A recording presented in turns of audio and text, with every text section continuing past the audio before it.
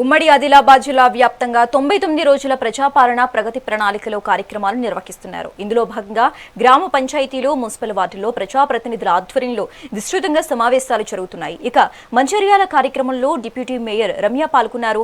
ప్రభుత్వం అమలు చేస్తున్న పలు సంక్షేమ పథకాల పురోగతిని ప్రజలకు వివరించి అర్హులైన ప్రతి ఒక్కరికి లబ్ధి చేకూరేలా చర్యలు తీసుకుంటామని తెలిపారు.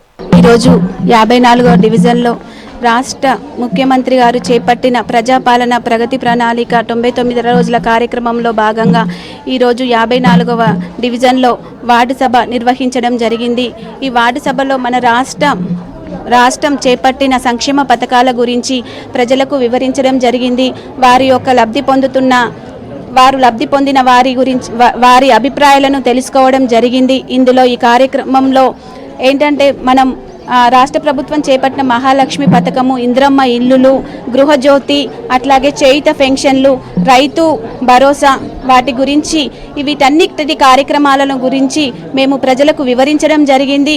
మరియు ఈ పథకాల ద్వారా లబ్ధి పొందుతున్న వారు కూడా వారి అభిప్రాయాన్ని వ్యక్తం చేస్తూ రాష్ట్ర ప్రభుత్వానికి హర్షం వ్యక్తం చేస్తున్నారు. అందరికీ నమస్కారం.